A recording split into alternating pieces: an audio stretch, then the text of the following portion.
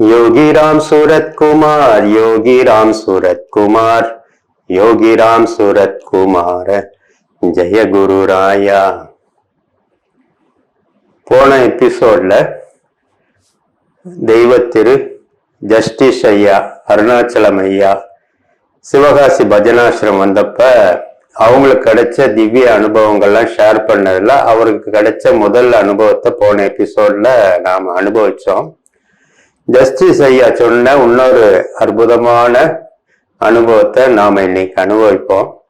பகவான் நிறைய அருள்மொழிகள் சொல்லியிருக்காங்க. அதுல குறிப்பா ஒரு முக்கியமான ஒரு எல்லா அருள்மொழியுமே முக்கியமானதான். குறிப்பா ஒண்ணு என்னன்னா, பகவான் சொன்னது என்னன்னா, துன்பம் வரும்போது நம்பிக்கையுடன் யோகிராம் சுரத்குமார் என்று அழையுங்கள், என் தந்தை உடனடியாக உங்கள் உதவிக்கு வருவார் அப்படின்னு சொல்லி பகவான் நமக்கெல்லாம் அந்த அருள்மொழியை சொல்லியிருக்காங்க.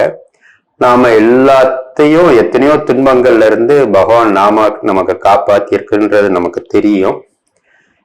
ஜஸ்டிஸ் ஐயா அவர் இந்த அருள்மொழிக்கு ஏற்ற மாதிரி ஒரு அனுபவத்தை ஷேர் பண்ணாங்க. அதைத்தான் நான் இன்னைக்கு உங்களோட சேர்ந்து அனுபவிப்போம்னு பார்த்தேன். 1995 ஜஸ்டிஸ் ஐயா தன்னோட குடும்பத்தோட நேபாள் காத்மாண்டுக்கு போறதுக்கு ஒரு ட்ரிப்பு பிளான் பண்ணியிருந்திருக்காங்க. காத்மாண்டு போயிட்டு திரும்பி வர்ற வழியில வாரணாசியை பார்த்துட்டு திரும்ப சென்னைக்கு வர்ற மாதிரி ஒரு பிளான். போறதுக்கு முன்னாடி நம்ம பகவான்கிட்ட திருவண்ணாமலைக்கு போய் ஆசீர்வாதம் வாங்குறதுக்காக போறாங்க. போகும்போது நம்ம பகவான் ஜஸ்டிஸ் ஐயாட்ட கேட்குறாங்க, என்னைக்கு கிளம்புறீங்க, சென்னையில இருந்து எத்தனை மணிக்கு கிளம்புறீங்க, எத்தனை மணிக்கு ஏர்போர்ட் போவீங்க, ஏர்போர்ட்ல எவ்வளவு நேரம் இருப்பீங்க, அங்கிருந்து டெல்லிக்கு போறேன்னு சொன்னீங்களே அந்த ஃபிளைட் எத்தனை மணிக்கு கிளம்புது, எவ்வளவு நேரம் போய் டெல்லியில எத்தனை மணிக்கு இறங்குவீங்க, அங்க எவ்வளவு நேரம் காத்திருந்து திரும்ப காத்மாண்டுக்கு அடுத்த ஃபிளைட்டை பிடிச்சிட்டு எப்ப போவீங்க, அங்க எத்தனை நாள் இருக்கீங்க அப்படின்னு கேட்டுட்டு திரும்ப வாரணாசிக்கு எப்போ வர்றீங்க, அப்புறம் வாரணாசியில எப்ப கிளம்பி வர்றீங்க அப்படின்றதெல்லாம் கேக்குறாங்க. அவ்வளவு நுணுக்கமா ஒவ்வொரு விஷயங்களையும் கேக்குறாங்க. அப்ப அதுக்கேத்தாப்புல ஜஸ்டிஸே எல்லாத்தையும் சொல்றாங்க. அப்படி சொல்லி முடிச்சோன்னா ஐயாட்ட நம்ம பகவான் சொல்றாங்க, காத்மாண்டுல பசுபதிநாத்தோட சிவன் கோயில் இருக்கு, அது அவ்வளவு விசேஷமானதுன்னு சொல்லி அந்த கோயிலோட மகிமைய சொல்றாங்க. அந்த கோயிலோட முக்கியத்துவம், அந்த கோயில்ல என்னென்னலாம் பார்க்கணும், என்னென்னலாம் அனுபவிக்கணும்ன்றது அவ்வளவு நுணுக்கமா தெளிவா அந்த ஒரு ஆளுக்கே தெரியாத அளவுக்கு அவ்வளவு டீட்டெயிலா சொல்றாங்க நம்ம பகவான். ஜஸ்டிஸையா ஆச்சரியமா பாக்குறாங்க. அது மட்டும் இல்ல, நம்ம சாமியை பார்க்கும்போது வேற சில ஃபாரினர்ஸ் எல்லாம் வரும்போது எந்த ஊர்ல இருந்து வர்றீங்கன்னு சாமி கேட்க, அவங்க எந்த நாடு அதுல இருக்கிற ஊரை சொல்லும் போது அந்த ஊர்ல இருக்கிற சர்ச்சஸோட மகிமை, அதுல உள்ள முக்கியத்துவம் எல்லாம் அவ்வளவு டீட்டெயில்டா சொல்லுவாங்க சாமி. ஜஸ்டிஸ் ஐயா இதை கேட்டோன்னா பிரமிப்பாயிருது. பகவானுக்கு தெரியாத விஷயங்களே கிடையாது, ஏன்னா அவர் அகண்டமா இருக்கவர்ன்றத புரிஞ்சுக்கிறாங்க. இவ்வளவு விஷயங்கள் தெரிஞ்சிருக்கே அப்படின்னு ஆச்சரியப்படுறாரு. அப்புறம் பகவானோட ஆசிரமத்துல இருந்து ஆசீர்வாதம் வாங்கிட்டு மேற்கொண்டு அந்த ட்ரிப்பு கிளம்பி போறாங்க. ஜஸ்டிஸ் ஐயா கூட அவங்க மிஸ்ஸஸ் போறாங்க, அவங்களோட 2 பொம்பளை பிள்ளைகளையும் கூட்டு போறாங்க. 4 பேரும் சேர்ந்து முதல்ல டெல்லியில போய் இறங்கிடுறாங்க. டெல்லியில இறங்கி அதுக்கு பிறகு நேபாளத்துக்கு ஃபிளைட் பிடிச்சு காத்மாண்டுல போய் இறங்கினா, காத்மாண்டு அவ்வளவு அழகா அந்த சீன்ஸ், இயற்கை அழகெல்லாம் பார்த்து ரொம்ப ரசிச்சு அனுபவிக்கிறாங்க. அது மட்டும் இல்லாம அங்க இருக்கிற மக்கள்லாம் அவ்வளவு எளிமையா அவ்வளவு ஒரு மரியாதையோட நடக்கிறாங்கன்றதெல்லாம் ஜஸ்டிஸ் ஐயா சொன்னாங்க. சாமி சொன்ன மாதிரி அங்க உள்ள சிவன் கோயில்ல நல்ல தரிசனம் கிடைக்குது. சாமி சொன்ன அத்தனை விஷயங்களும் பார்த்துட்டு அங்கிருந்து காத்மாண்டுல பார்க்க வேண்டியதெல்லாம் பார்த்துட்டு திரும்ப அங்கிருந்து கிளம்பி வாரணாசி வர்றாங்க. இதுல திரும்ப அங்க இருந்து ஒரு ஃபிளைட்டை பிடிச்சு கிளம்பி வரும்போது பாதி வழியில ஒரு அந்த ஃபிளைட்டோட பைலட் வந்து ஒரு அனௌன்ஸ் பண்றாரு, எல்லாரும் சீட் பெல்ட்டை போட்டுக்குவாங்க அப்படின்னு சொல்றாரு. உடனே எல்லாரும் போட்டுக்கிறாங்க. பொதுவா டேக் ஆஃப் அப்பையும் லேண்டிங் அப்பையும் போட சொல்லுவாங்க. இடையில அதாவது வெளியில வந்து காற்றழுத்தத்துல ஏதாவது ஒரு திடீர் வித்தியாசங்கள் எதுவும் வந்துச்சுன்னா ஏரோப்ளேன் கொஞ்சம் அலச ஆரம்பிக்கும். அந்த நேரத்துல சீட் பெல்ட்டை போட சொல்லி அனௌன்ஸ் பண்ணுவாங்க, இவர் போட சொல்லுவாங்க, போட்டுக்கணும் நம்ம. அது மாதிரி சொல்றாங்கன்னு நினைச்சு எல்லாரும் போடுறாங்க. போட்ட பிறகு கொஞ்ச நேரத்துல என்ன ஆகுது அப்படின்னா, அது எதிர்பார்க்க முடியாத அளவுக்கு அது இடது பக்கம் அப்படி போகுது, வலது பக்கம் அப்படி போகுது, திடீர்னு மேல போகுது, திடீர்னு கீழே சர்றன்னு இறங்குற மாதிரி ஏதோ ஒரு பெரிய ஒரு சுழல்ல மாட்டின மாதிரி அப்படி ஒரு ஆபத்தான ஒரு விஷயம்ல அந்த ஏரோப்ளேன் மாட்டிக்கிட்ட மாதிரி இவங்களுக்கு எல்லாருக்கும் புரியுது. எல்லாம் ஐயோ அம்மா அப்பா அலறாங்க, அவரவர் பாஷையில ஐயோன்னு கத்துறாங்க, அப்பா அம்மாவை கூப்பிடுறாங்க, அலறாங்க. ஜஸ்டிஸ் ஐயா கத்தி யோகிராம் சுரத்மார் கத்துறாங்க. அவரு கூட சேர்ந்து அவரோட பொண்ணும் சேர்ந்து கத்துறாங்க.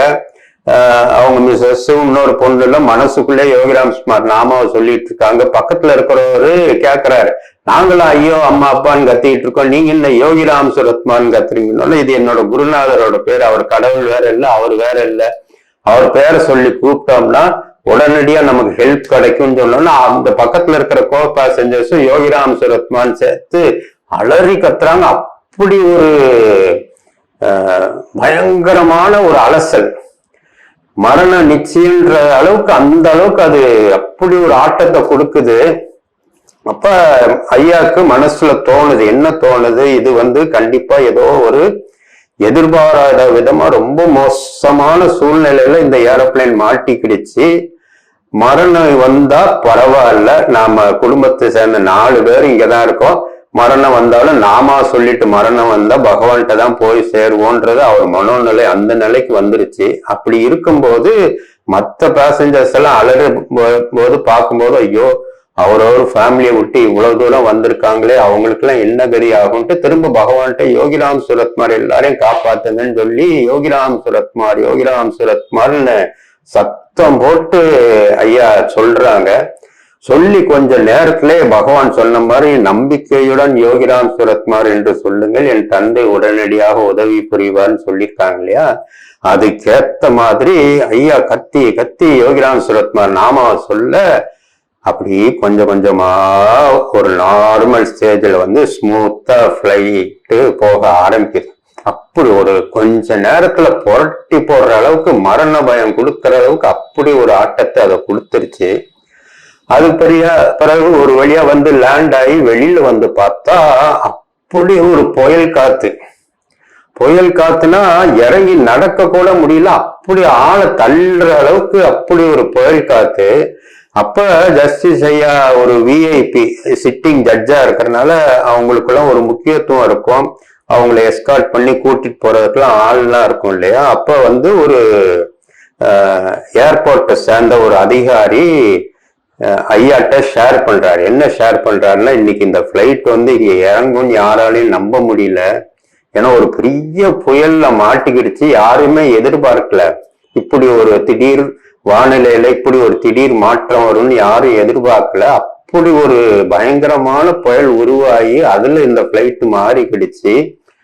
ஆனா எப்படி நீங்கெல்லாம் அந்த இப்படி சேஃபா வந்து இறங்குனீங்கன்றது அந்த ஆண்டவனுக்கு தான் தெரியும்னு சொல்லி அந்த ஏர்போர்ட் ஆபீசர் ஐயாட்ட ஷேர் பண்ணாராம். ஐயாக்கு அப்பதான் புரிஞ்சுதான் பகவான் யோகிராம் சுரத்மார் சொன்ன வாக்கு காப்பாத்திருச்சு. அவர் சொன்ன வாக்க வந்து நாம அவரோட ஆசீர்வாதத்துல நம்ம கடைபிடிச்சனால நம்ம எல்லாத்தையும் நம்மளை மட்டும் இல்லாம கூட வந்த அத்தனை பேரையும் சேர்ந்து காப்பாத்திருச்சுன்னு சொல்லி ஐயாவுக்கு அது புரியுது. இது நடக்கும் போது திருவண்ணாமலையில என்ன நடக்குது அப்படின்னா, பகவானை பாக்குறதுக்கு ஜஸ்டிஸ் ஐயாவோட தம்பி டாக்டர் ராமநாதன் அங்க போயிருக்காங்க. அவர்கிட்ட நம்ம பகவான் வந்து கேக்குறாங்க, இந்நேரம் ஜஸ்டிஸ் ஐயா எங்க இருப்பாங்க என்னன்னு டீட்டெயிலா கேட்டுட்டு இருக்காங்க போல. இவங்க கரெக்டா சேஃபா லேண்ட் ஆனப்ப பகவான் வந்து டாக்டர் ராமநாதன் சொல்றாங்களாம், ஜஸ்டிஸும் அவரோட இப்ப சேஃபா லேண்ட் ஆயிருப்பான். கரெக்டா அதே டைம்லயே சொல்றாங்க. சாயந்தரம் 5:15 சொல்றாங்க. அப்ப பகவான் ஆரம்பத்துல இவங்க கிளம்பும் போது அத்தனை டீட்டெயில் வாங்கினாங்கல்ல. அப்ப இவங்களை சேஃபா கூட்டு வந்தாங்கன்றது பகவானை தவிர வேற யாரால இருக்க முடியும்ன்றத ஐயா உணர்றாங்க.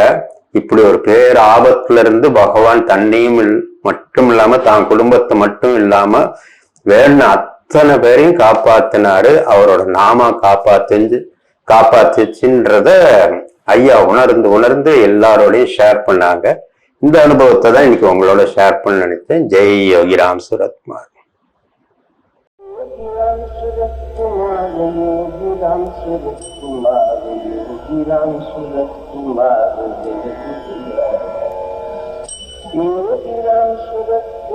योगीराम सूरत कुमार योगीराम सूरत कुमार जय